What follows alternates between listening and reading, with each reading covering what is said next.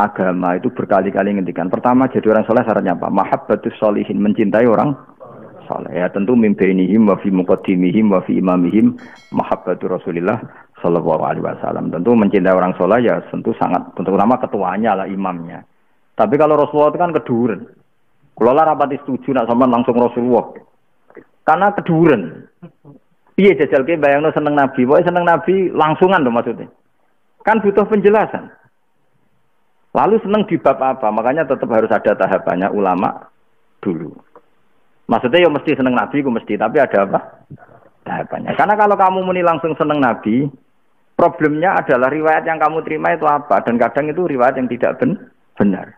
Banyak wali yang mengartikan faulaika ma'alladzina an'ama Allahu 'alaihim minan nabiyyin wasiddiqin wasyuhada'i sholihin, bahwa untuk mencintai itu urut, mencintai sholihin dulu, diwalik. An-nabiyyin wasiddiqin wasyuhada, berarti mencintai sholihin dulu, baru mencintai syuhada, baru mencintai siddiqin, baru mencintai para nabi. Karena kamu kalau langsung para nabi itu resikonya secara riwayat. Engko nang misale enak ya jadi nabi misalnya. Wah, anak buah deh. Terus nyuwun sewu garwane akeh kan terus repot ya. Khayalmu itu salah gitu. Tapi kalau kamu cinta Nabi dibina ulama, napa dibina ulama? Niati rabi nguatno Islam, niati ngumpuli bojo ben anak turune nglahirno wong soleh. Terus seneng Nabi kan pas. Oh nak ngono mandekman Nabi garwane akeh njen ngrumat wong akeh. Nak ngono Nabi zuriyah akeh dadi habae wong soleh-soleh. Mergo memperkuat wong sujud wong Islam. Kan terus pas antarane seneng mbek ilmu itu pas. Coba kalau orang misalnya seneng Gus Ba tapi gak pernah ngaji, jarang. Kan enak mesti pikiran enak dadi Gus Ba. Umate akeh. Dikon mati yo nurut, kon nyemplung sumur yo nurut. Oh terus kacau. Carane seneng yo kacau kan? Tapi kalau senengnya bil ilmi, paham nggih maksud saya seperti itu. Jadi tentu kita langsung seneng Nabi tentu. Tapi dengan cara sing diriwayatno ulama. Makanya masyhur itu ada pepatah laula murabbi lama arafna rabbi. Tanpa yang mendidik kita tidak tahu Tuhan. Walau lal ulama lama arafnal anbiya. Kalau tidak ada didikan ulama kita pun tidak kenal.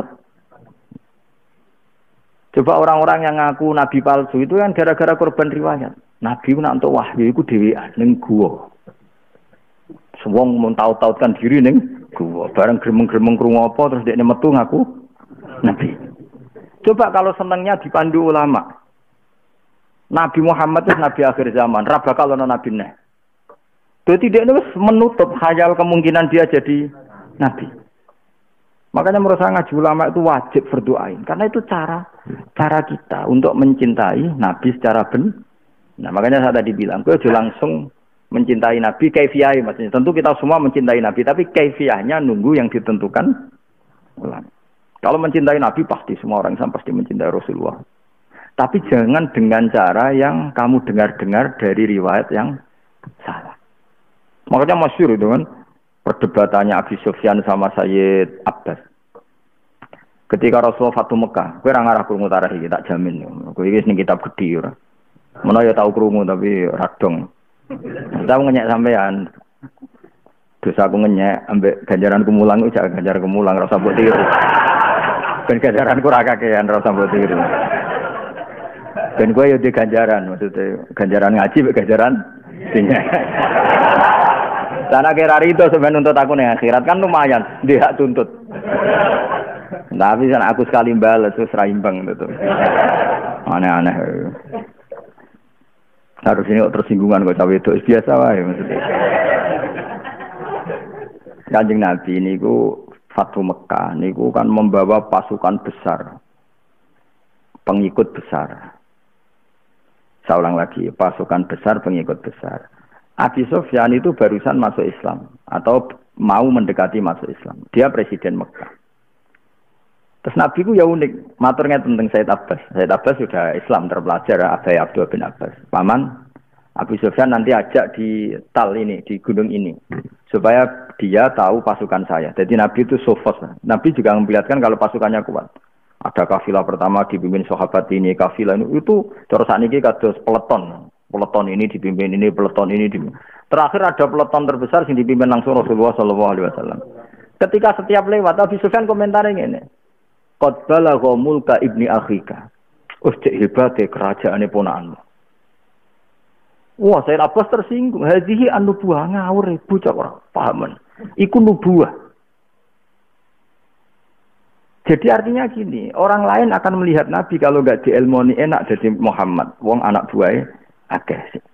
Enak jadi anak buahe akeh. Ya saat terus enak jadi ratus jagat, anak buahe akeh. Saat terus ya. Itu bahaya, memahami seperti itu tuh bagi kita itu bahaya. Paham ya? Tapi kalau kita memahami secara nubuah sing diwirasahno ulama, nggih memahami nubuah sing diwirasahno ulama. Betapa baiknya Rasulullah. Orang dikembalikan mencintai Tuhan. Dari mereka menyembah batu, sekarang harkat martabatnya menjadi tinggi karena diajak menyembah Tuhan yang hakikat, yaitu Allah Subhanahu. Akhirnya kita mikir, huwa sayyidul anbiya, huwa sayyidul mursalin, huwa imamul muttaqin. Cek pinter ya jenenge wong jenenge Nabi Muhammad. Wong sangka ino nyembah watu, nyembah wong padha wong misalnya. Dadi nyembah ning Allah Subhanahu wa taala. Sangka seneng nyanyi-nyanyi sing ra jelas dadi saiki maca tasbih. Dadi akhire nyifati Nabi ku imamul muttaqin. Paham ya? Imamu ahli thariqah, imamu ahli syariat. Coba kalau kamu tidak punya ilmu itu, ngelihat Nabi diikuti orang banyak, meniki. Enaknya jadi Muhammad, pengaruhnya gede. Banyak enggak sekarang orang yang enggak suka kiai, terutama zaman PKI. Nah, ngenyek kiai itu kan penghisap. PKI dulu nanamkan orang benci kiai itu karena dipadakno ketua preman. Tengok-tengok ning omah untuk setoran. Betul, komunis dulu kalau menanamkan orang benci kiai seperti itu, enak jadi kiai. Santrinya kon kerja di ladang, dia tengok-tengok, nanti panennya disetor. Kan itu provokasinya seperti itu. Nak membenarkan logika itu ya rontok berarti, paham ya? Ya rontok terpapar atau di sisa-sisa. Ya artinya apa? Karena memahami kiai tidak difahami secara nubuwah. Tapi kena senang ulama dengan makna difahami secara nubuwah, maksudnya wirasatu nubuwah. Sehingga ulama itu ada tahapannya, memahami Nabi. Oke ya, kita tentu saya ulang lagi, tentu kita mencintai Rasulullah dan langsung mencintai Rasulullah itu boleh. Tapi tetap harus dengan cara sing ditetapkan para ulama. Tanpa itu kita tidak bisa. Itu kan seperti Abi Sufyan memahami Nabi, qad balagha mulka ibna. Cek ponakmu saiki dadi raja gede, wong nurut. Saya tak pas duka, iki nubuwah. Beliau punya pengaruh seperti itu tuh nubuwah. Tapi saya pastikan ya, kalau suwun jenengan nak seneng Nabi kok aja langsung, tapi nganggo ilmu. Dulu para sahabat itu kalau mau mencintai Nabi itu ya pamit. Saya tahu cara bersolawatnya Allah kepada engkau. Lalu kita kalau membaca solat kepada engkau gimana? Loh, kalau enggak bisa. Tak warai mas, khusyuk lah, bahaya yang khusyuk. Agak dididik. Sahabat semua mencintai Nabi. Dan ketika itu sahabat sudah tahu caranya Allah memberi sholawat penghormatan kepada kekasihnya, yaitu Nabi Muhammad SAW. Inna waha malaikatahu yusholluna. Lalu sahabat tanya, lalu kita yang mencintai engkau, cara bersolawat gimana? Andai kan tidak diajari Nabi, maka langsung begini. As-sholatu wassalamu alaika ya Rasulullah. Kamu dapat rahmat, dapat salam.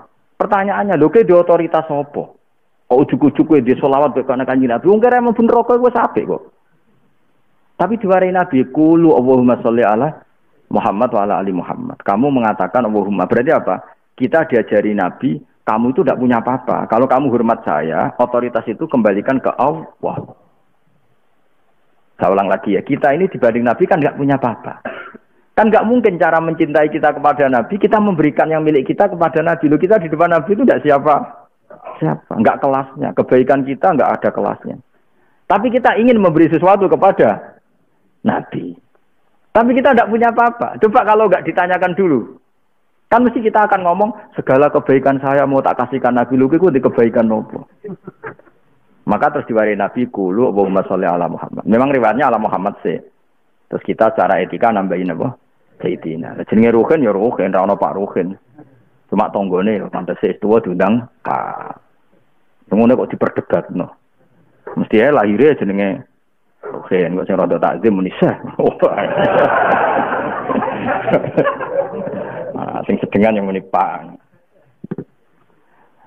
Nah, artinya apa? Nabi yang mengajari kita, kamu itu tidak punya apa-apa. Kalau ingin sholawat ke saya, mintalah kepada Allah. Sehingga redaksinya akhirnya apa? Qulu Allahumma sholli ala Muhammad wa ala ali Muhammad.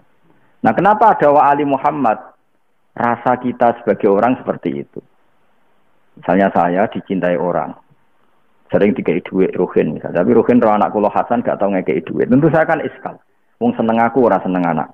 Itu kan normal. Makanya menurut saya ajaran itu fair. Seneng Nabi ya seneng sak keluarganya. Kan ya tidak lucu kan hormat bapaknya tapi anaknya ndak. Hormat orang tuanya, anak cucunya ndak. Maka cinta sejati adalah ya cinta Rasulullah, ya cinta keluarganya. Nah, terus keluarga ini punya dua makna.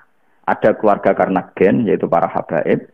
Ada keluarga karena wirosah ilmiah, kayak para ulama.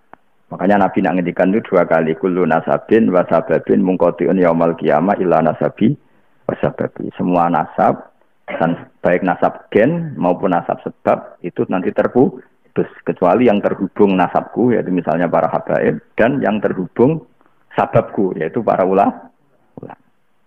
Dong. Jadi cara mencintai sendiri itu harus ada ilmunya. Cinta itu juga harus dipelajari. Kalau mencintai perempuan, ya apa yang dicintai perempuan itu. Sama kita mencintai Nabi juga harus belajar. Nabi itu mencintai apa? Ternyata yang paling dicintai Nabi itu sholat. Sampai ngendikan wa qurratu aini sholat. Kalau sholat kita benar, pasti itu otomatis bentuk cinta kita kepada Rasulullah. Perilaku kita benar, maka itu bentuk cinta kita kepada Rasulullah. Makanya ada ulama yang menafsirkan ini. Wa rafa'na laka dzikra apa? Alam nasrah laka sadrak terus wa wada'na angka wizrak alladzi anqadha dhahrak terus wa rafa'na laka dzikra. Itu ada ulama menafsirkan gini. Kalau tafsir yang lazim kan setiap azan nyebut Allah juga pasti menyebut Muhammad atau Rasulullah. Itu tentu benar ya. Tafsir itu pasti benar. Tapi ada ulama yang menafsirkan tambahan begini.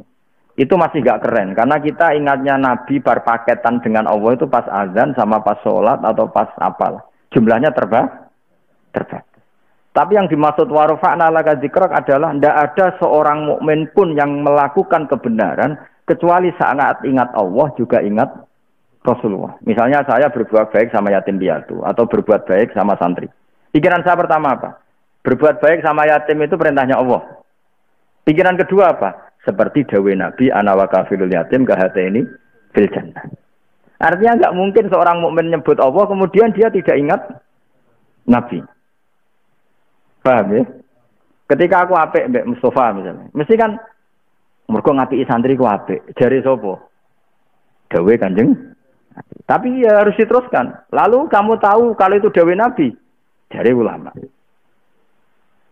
Nah, makanya dawai cerita tadi, katanya diantaranya Said Muhammad pernah ngendikan, itu diurutkan. Jadi kita bisa mencintai siddiqin lewat solihin. Dari solihin naik syuhada, naik siddiqin, kemudian bisa mencintai secara benar, mencintai Nabi Muhammad SAW. Kalau cintanya pasti, semua kita pasti mencintai Nabi. Tapi ojo asal cinta, harus nunggu instruksi para ulama. Karena mereka yang tahu, yang punya sanad, cara kita mencintai Nabi. Masyhur kan Nabi ketika ditanya, ya Rasulullah saya ingin masuk surga bersama engkau, lalu apa yang saya perbuat? Jawab Nabi apa? Fa'inni ala nafsika bikasrotis sujud. Ya sudah, nak kepengen swarga mawar aku, tolong kamu harus memperbanyak sujud. Artinya apa? Memperbanyak sujud adalah cara yang memudahkan kita dapat syafaat Rasulullah Shallallahu Alaihi Wasallam. Selain tentu baca sholawat, apa dan lain-lain. Tapi sebenarnya itu hanya sebagian cara. Baca sholawat itu sebagian dari cara. Ada yang di hadis sahih disebutkan apa? Fa'inni ala nafsika bikasrotis sujud. Kalau kamu ingin sesurga dengan saya, maka tolong kamu bantu saya dengan memperbanyak sujud. Karena sujud ini khas. Maksudnya khas itu gini. Kue sungkem neng pangeran berdasar apa? Ajarannya Rasulullah Shallallahu Alaihi Wasallam. Nah itu warufa'na laka dzikrok. Jadi saya Muhammad pasti ngangkat derajatmu karena tidak ada kebaikan yang dilakukan orang mukmin kecuali terinspirasi satu oleh perintahku kata Allah, dan perintahku itu diketahui ya lewat ajaranmu.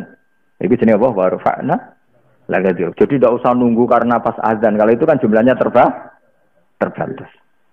Begitu juga semua kejelekan yang kita tinggalkan juga berdasar satu itu dilarang Allah, dan kedua kita tahu itu karena ajarannya Rasulullah. Misalnya kita ada zina, tidak maling, tidak nyopet. Karena apa? Diancam neraka. Kita tahu itu lewat siapa? Rasulullah. Makanya tidak ada orang mukmin yang melakukan kebaikan atau meninggalkan keburukan kecuali di saat yang sama ya nyebut Allah dan nyebut Rasulullah. Ya dong ya ini ya. Dan menurut saya tafsir itu benar. Karena kalau yang ditafsiri hanya azan kan jumlahnya ndak apa? Sedikit jumlahnya ndak banyak. Pun kalau terus dong. Ya dong ya, jadi apa cinta kita pada Nabi, pada ulama di ilmoni, biar dengan cinta sing diridani Allah ben Allah. Rasul kayak tadi, sahabat mencintai Nabi itu saja tanya, "Kaifa nusolli 'alaika ya Rasulullah?" Andai kan langsung baca salat, pasti redaksinya salah. Mungkin redaksinya gini, semua kebaikan saya semua ini tak berikan kau. Pertanyaannya kamu punya apa dibanding Rasulullah? Tapi terus diajari Nabi dulu, Allahumma sholli ala Muhammad, ya sudah, kamu minta sama yang punya otoritas tertinggi, yaitu Allah. Lalu Allah yang tidak terbatas kebaikannya itu prioritas kamu. Kebaikan Allah diberikan kepada Kanjeng Nabi. Karena Nabi adalah sosok yang paling berjasa kepada kita. Itu kan terus baru benar. Kefiahnya benar. Cinta kita benar dengan cara yang